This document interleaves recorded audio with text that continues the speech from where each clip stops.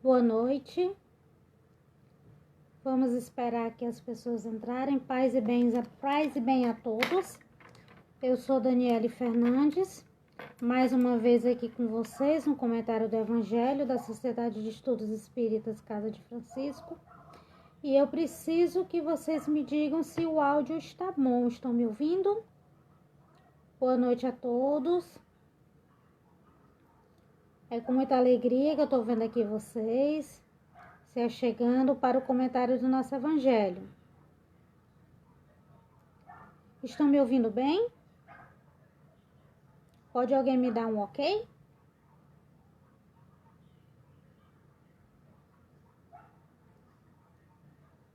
Boa noite, Nilza, Tarcísio, boa noite, Sandra. Sejam bem-vindos ao comentário do nosso Evangelho.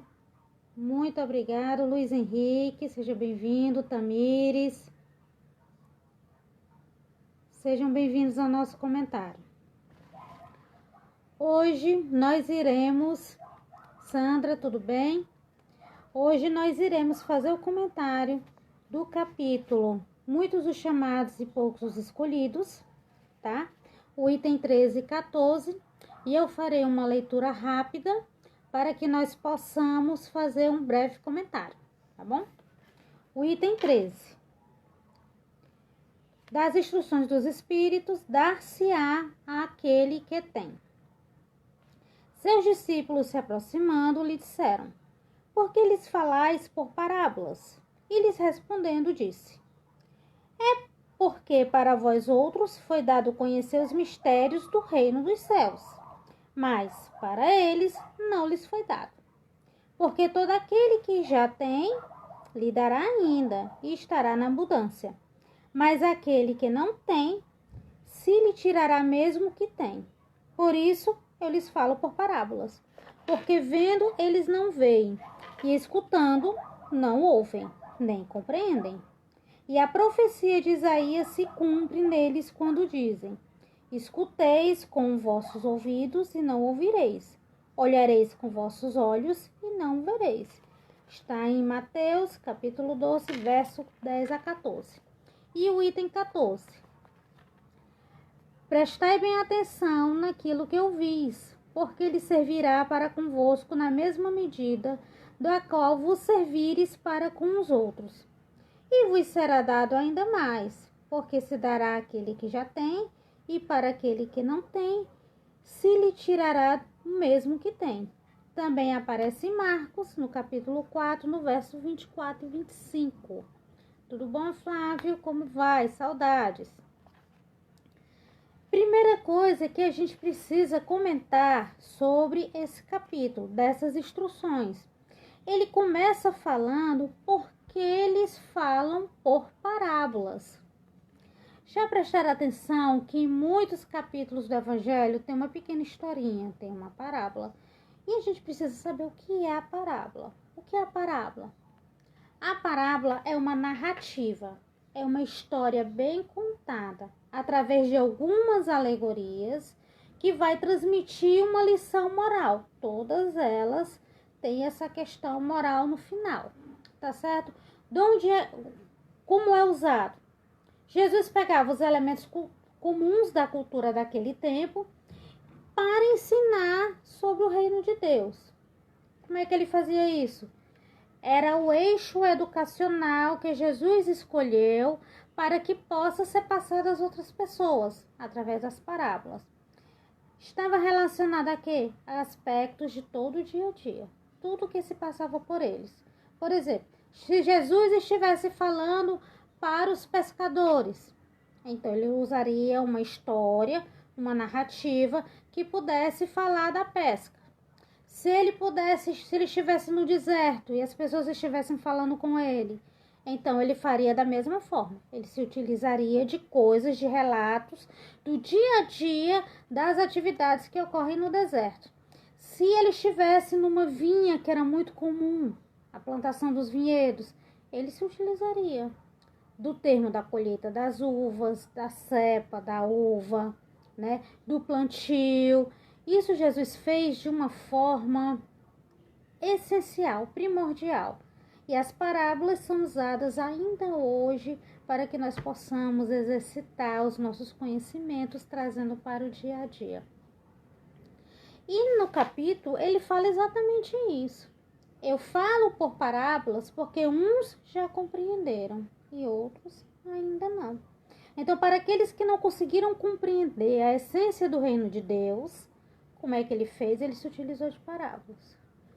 Para que depois as pessoas pudessem pensar naquilo, no seu dia a dia, na sua rotina, e conseguir entender a palavra que Deus colocou. Ele coloca ainda, aqui no item 13, o seguinte: quem já recebeu, entendeu e se torna digno. O que ele quer dizer com isso? Que é uma questão da consciência, tá certo? Do dar e oferecer. Eu consegui compreender a palavra de Deus, eu consegui compreender o que Jesus veio falar para mim. Então, de uma forma digna, eu vou pegar aquele conhecimento para mim e vou passar para outra pessoa. Funciona desta forma, né? Porque o conhecimento, ele sempre deve ser repassado. E levando em consideração o que eu absorvi, o que eu trouxe para mim, eu preciso ter uma linha de raciocínio. Eu só posso dar aquilo que é meu. Será que eu absorvi mesmo essa palavra? Será que eu tenho conhecimento suficiente para passar à frente? Né? E dentro desse conhecimento, daquilo que você entende, do que é seu, existe uma construção. Que construção é essa? A construção do seu eu. Como assim, Dani? Preste bem atenção. Se eu tenho conhecimento, eu tenho que saber repassá-lo. Mas será que eu tenho conhecimento, meu autoconhecimento, para saber como eu vou fazer isso, a quem eu vou fazer, quando eu vou fazer, em que atos corriqueiros da minha vida eu vou fazer? Porque existe uma construção em 5 patamares que é extremamente importante. Na construção do seu eu, do autoconhecimento, em primeiro lugar vem a sua relação com Deus. Como está a sua relação com Deus? Você, centelha divina, como está a sua relação com Deus? Como você compreende isso? Como é a sua oração? Como é a sua conversa com Deus? Dentro do segundo patamar tem o patamar família, extremamente importante para o nosso conhecimento, para a nossa convivência, para a nossa evolução. A família é a nossa base, a família é a nossa construção, a família é o nosso exercício diário. Tudo isso é família. Tudo que eu sei hoje, tudo que eu absorvi, a minha maneira de ser, a minha maneira de falar, a minha maneira de conduzir as coisas, dos meus atos, das minhas palavras, vem da minha convivência familiar. Dentro do terceiro patamar tem o item amigos. No quarto, relacionamentos. E o último patamar, como você, dentro da construção do seu eu, consegue ver isso para com o seu próximo. Então, são 5 patamares. Relacionamento com Deus, relacionamento com a família, a relação com seus amigos, como é a relação com seus amigos, com seus relacionamentos amorosos e com o seu próximo. Como é o relacionamento com o seu próximo? Quando você conseguir compreender esses 5 patamares, você consegue conhecer a sua identidade. Eu sou assim, eu me conheço. Esse é o meu eu, é o autoconhecimento. Então, eu vou conseguir perceber como os meus atos influenciam na minha vida, nas minhas escolhas e como eu vou saber lidar com isso. É extremamente importante. Por que eu estou falando sobre isso? Porque nesse ponto, nesse item, é o que ele está te oferecendo. Jesus vem te oferecer. Ele coloca aqui que muito se dá a quem muito se tem e a quem ainda se dará mais ainda. Essa construção, que não é algo de imediato, é algo contínuo, e ele continua no decorrer de sua vida, essa construção pode trazer várias coisas. Dentre elas, coisas boas. Traz a sua fortaleza, traz a sua perseverança, traz a sua atitude diante das suas dificuldades. E o que é que eu posso oferecer para a minha família, para os meus amigos, para os meus relacionamentos e para o meu próximo? Eu posso oferecer gratidão, eu posso oferecer carinho, eu posso oferecer amizade, posso oferecer companheirismo. O que nós precisamos nos observar nessa construção do seu eu é exatamente para que isso não ocorra ao contrário. Para que você não venha a sentir solidão, desafeto e imprudência com relação à sua vida. Tudo bom, tia Andréa? Muito feliz em te ver por aqui. E aqui eu venho falar para vocês sobre livre-arbítrio. Dani, por que você está falando sobre livre-arbítrio? Porque eu tenho que dar àquele que tem. Isso é fruto das minhas escolhas. Eu escolho todos os dias quem eu sou, quem eu posso ser, como eu posso me melhorar. Então, eu preciso falar para vocês sobre livre-arbítrio. Quem toma as nossas decisões? Alguém pode tomar a decisão por mim? Não, ninguém pode tomar a decisão por mim. Só eu posso tomar a decisão por mim. Mais ninguém. Tudo que temos é a escolha das nossas decisões. Dentro da construção do seu eu. Mas eu não posso deixar de falar de livre-arbítrio sem falar das escolhas das provas, tá? E diante disso, eu preciso estabelecer uma linha de raciocínio. Eu preciso saber o que é prova e eu preciso saber o que é expiação. Como assim? As provas são as dificuldades que você tem na sua vida. Essas são as provas. A expiação são os resgates que você passa através do seu corpo físico. Eles vêm através de resgates pela doença. A expiação você passa no seu corpo físico. A prova são as suas dificuldades.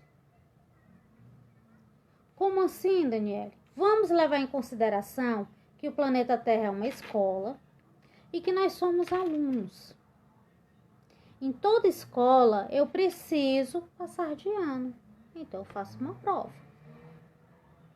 Algumas vezes, de acordo com as respostas que eu tenho em relação às minhas dificuldades, essa prova pode ser muito fácil. De uma outra forma, essa prova ela pode ser um pouco mais difícil.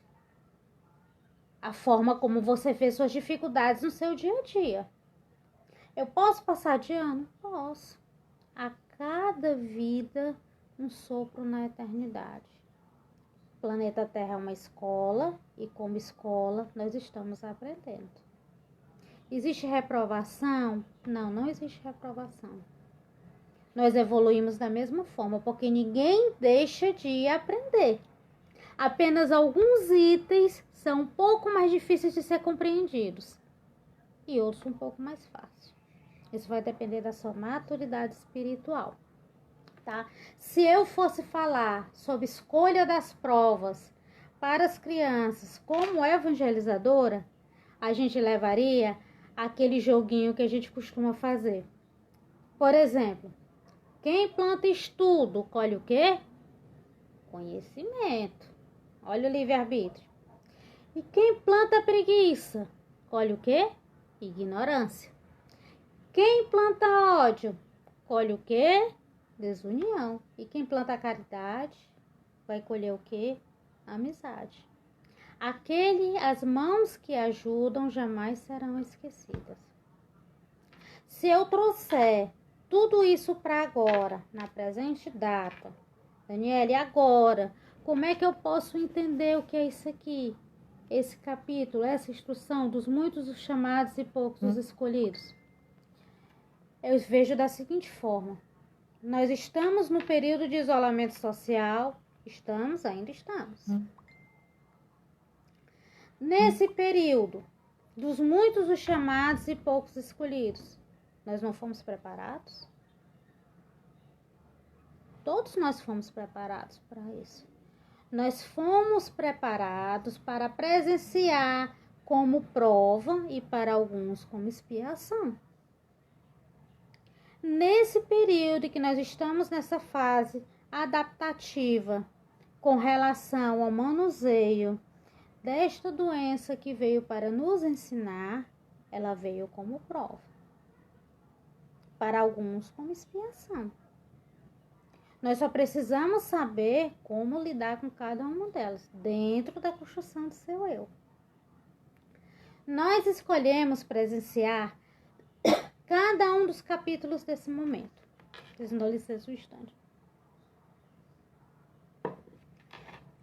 Cada um dos capítulos desse momento. Mas a gente escolheu vivenciar isso de uma forma muito tranquila, porque a gente sabe que vai passar. Assim como todas as outras provas vão passar.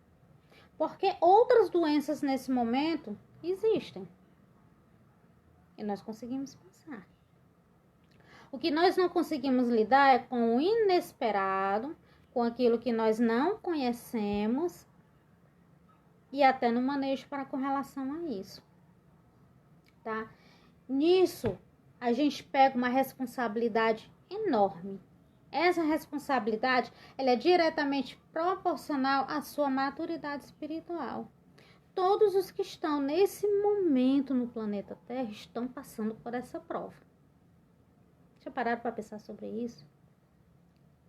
Que estamos todos numa igual posição, passando por essa prova. Depende de nós seguir o caminho que nós queremos. Se a gente voltar para o livre-arbítrio, a gente percebe que o livre-arbítrio ele é guiado pela nossa consciência. O que nós não podemos esquecer é que a cada vida nós sofremos uma atualização. Como assim, Daniela? A cada vida nós sofremos uma atualização? Da seguinte forma.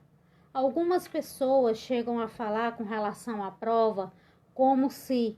Ai, mas eu passei por isso em outra vida. Será que o que foi que eu fiz? A cada vida, uma atualização. A minha escolha de hoje vai resguardar a escolha desta vida.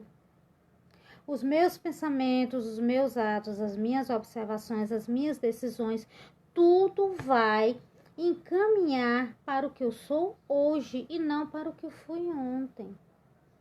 Tudo fica guardado nesse banco de dados da nossa alma? Fica. Mas é preciso saber reconhecer. Eu não posso tentar buscar algo, uma resposta vinculada a uma vida passada, porque eu estou vivendo nesta vida.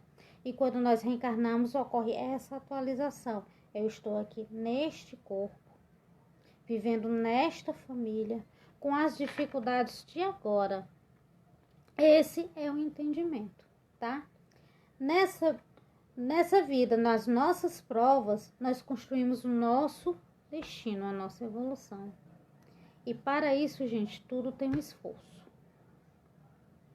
Qual é o teu esforço para você crescer? Já pararam para pensar sobre isso? Em voltando ao patamar dos 5 degraus. Dentro do teu esforço, qual é a tua relação com Deus? Como você tem se esforçado na tua relação com Deus? Como você tem se esforçado na sua relação com a sua família?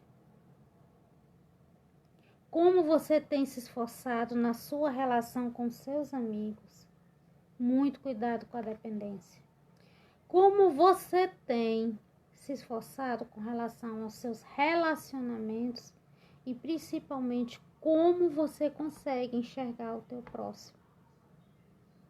Porque para isso nós precisamos ainda assim buscar empatia. O que eu não quero para mim, eu não quero para com o meu próximo. O que eu quero para mim, eu quero para ele. Se eu tenho saúde, eu quero saúde para ele. Se eu tenho um prato de comida, eu quero um prato de comida para ele. Se eu tenho teto, eu preciso ter um teto para ele. E não podemos esquecer. Você foi chamado, você foi escolhido. É aqui onde você deve estar, neste exato momento. O aprendizado é único, você nunca vai perder, mas as tuas escolhas vão levar em conta todas as suas decisões para essa vivência. Ninguém vai tomar uma decisão por você, somente você. E aqui eu termino mais uma vez com a frase de Francisco de Assis: é dando que se recebe. Muito obrigado pela paciência de me ouvir, pela caridade de me ouvir. Muito obrigada, Simone e Ivo, pelo convite mais uma vez. Paz e bem a todos. Muita saudade das crianças da evangelização. Muita saudade das tias do Lar de Clara. Um abraço afetuoso em cada uma delas e principalmente o desejo de que tudo isso seja um grande aprendizado para todos nós. Paz e bem a todos.